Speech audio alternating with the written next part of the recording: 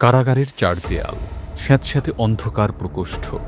মাঝরাতে রিমান্ডের টেবিলে যখন অমানবিক নির্যাতনের স্টিম রোলার চলছে, তখন একজন নেতার শরীর ভাঙছে কিন্তু মন ভাঙছে না।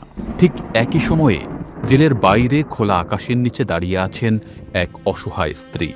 কোলে তার মাত্র ৩০ দিনের দুগ্ধপোষ্য শিশু।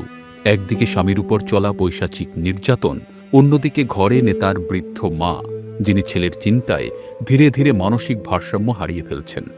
একবার ভাবুন তো দৃশ্যটা, শরীরের লোম দাঁড়িয়ে যাচ্ছে না। রাজনীতি কি শুধুই ক্ষমতার খেলা, নাকি ত্যাগের আরেক নাম? সিরাজগঞ্জের মাটি ও মানুষের নেতা আমিরুল ইসলাম খান আলিম, যার জীবনের গল্প শুনলে আপনার মনে হবে সিনেমা বা উপন্যাসকেও হার মানায় এই বাস্তব জীবন। আজকের পর্বে আমরা শুনব সেই আগুন ঝরা দিনগুলোর সাক্ষী সিরাজগঞ্জের এক সূর্য সন্তানের গল্প। গল্পের শুরুটা কিন্তু মসৃণ ছিল না। যেতে হবে একটু পেছনে। সিরাজগঞ্জের তাঁত শিল্পে সমৃদ্ধ এক ঐতিহ্যবাহী গ্রাম তামাই। ইতিহাস আর ঐতিহ্যের সাক্ষী এই গ্রামেই এক সম্ভ্রান্ত মুসলিম পরিবারে জনপ্রতিনিধি বাবার ঘরে ১৯৭০ সালে জন্ম নেন আমিরুল ইসলাম খান আলিম। বাবার রক্তেই ছিল নেতৃত্বের গুণ, আর সেই গুণই যেন উত্তরাধিকার সূত্রে পেয়েছিলেন ছোট্ট আলিম। শৈশব পেরুলেন দুরন্তপনায়। ১৯৮৬ সাল তামাই বহুমুখী উচ্চ বিদ্যালয় থেকে এসএসসি পাশ করে বুক ভরা স্বপ্ন নিয়ে তিনি পা রাখলেন জাদুর শহর ঢাকায়।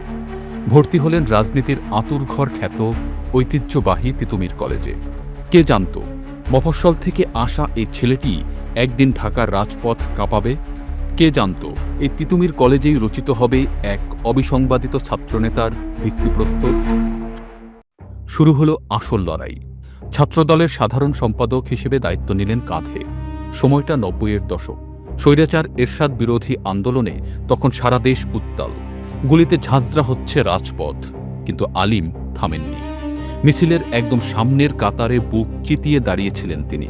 তার এই অকুতোভয় সাহস নজর এড়ায়নি আপসহীন দেশনেত্রী বেগম খালেদা জিয়ার। এরপর ইতিহাস কেবল সামনে এগিয়ে যাওয়ার। ১৯৯১ সালে ভর্তি হলেন প্রাচ্যের অক্সফোর্ড ঢাকা বিশ্ববিদ্যালয়ে। মেধা আর নেতৃত্বের সমন্বয়ে হয়ে উঠলেন ঢাকা বিশ্ববিদ্যালয়ের ছাত্রদলের যুগ্ম সাধারণ সম্পাদক। ধাপে ধাপ সালে তিনি হলেন সভাপতি। প্রতিটি পদক্ষেপে তিনি প্রমাণ করেছেন তার সাংগঠনিক দক্ষতা। দেশনায়ক তারেক রহমানের আস্থায় তিনি হয়ে ওঠেন ছাত্রদলের কেন্দ্রীয় সাধারণ সম্পাদক। তৃণমূল থেকে উঠে আসা এই নেতা কেবল নিজের যোগ্যতায় জায়গা করে নিলেন বিএনপির কেন্দ্রীয় নির্বাহী কমিটিতেও। মনে হচ্ছিল সবকিছু যেন ঠিকঠাক চলছে, কিন্তু বিধাতা হয়তো তার জন্য কঠিন পরীক্ষায় লিখে রেখেছিলেন। সত্যের পথ কখনোই ফুল বিছানো ছিল না। রাজনীতির ময়দানে তিনি যেমন জনপ্রিয় হয়ে উঠছিলেন, তেমনি নেমে এলো কালো ছায়া। জুটল শতাধিক মিথ্যা মামলা। সাল ২০১২। আলিম ভাইকে বরণ করতে হলো দীর্ঘ ৪ মাসের কারাবাস।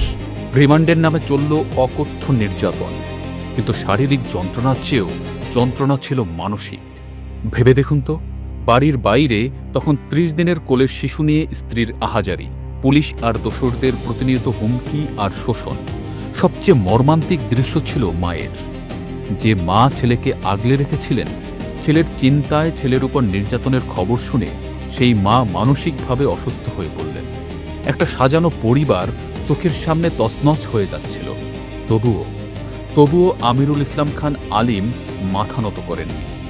পরিবারের এই আত্মত্যাগ, স্ত্রীর চোখের জল আর মায়ের শূন্য দৃষ্টি তাকে দুর্বল করেনি, বরং করে তুলেছে ইস্পাত কঠিন।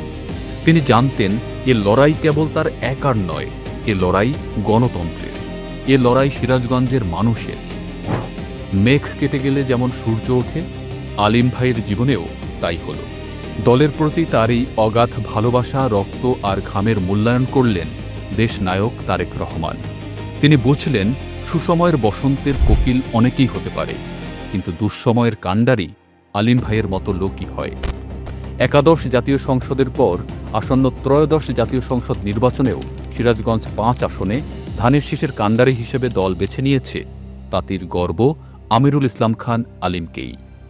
বেলকুচি, এনায়েতপুর আর চৌহালির মানুষের কাছে তিনি আজ আর কেবল একজন রাজনৈতিক নেতা নন, তিনি এক আবেগের নাম।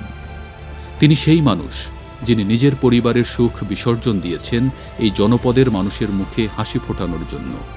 তাঁত শিল্পের উন্নয়ন থেকে শুরু করে অবহেলিত চরাঞ্চলের মানুষের অধিকার আদায়, সর্বত্রই আলিম ভাইয়ের পদচারণা। প্রিয় এলাকাবাসী, ইতিহাস সাক্ষী এই মাটি বীরের রক্তে কেনা। এবার সময় এসেছে সেই আত্মত্যাগের প্রতিদান দেবার। সময় এসেছে মিথ্যে মামলার জবাব ব্যালটের মাধ্যমে দেবার। সিরাজগঞ্জের মাটি ও মানুষের নেতা আমিরুল ইসলাম খান আলিম ভাই, যিনি নিজের মায়ের মানসিক ভারসাম্য হারানো দেখেছেন কিন্তু দল ছাড়েননি, শিশু সন্তানকে কোলে নিতে পারেননি কিন্তু রাজপথ ছাড়েননি, তাকে কি আমরা খালি হাতে ফেরাবো? না, আসুন আমরা সবাই ঐক্যবদ্ধ হই। বেলকুচি, চৌহালি ও এনায়েতপুরের উন্নয়নের রূপকার আমাদের আত্মার প্রতীক জননেতা আমিরুল ইসলাম খান আলিম ভাইকে ধানের শীষ মার্কায় ভোট দিয়ে জয়যুক্ত করি। মনে রাখবেন, আপনার একটি ভোট কেবল আলিম ভাইয়ের জয় নয়, এ জয় আপনার, আমার এবং আগামীর বাংলাদেশের।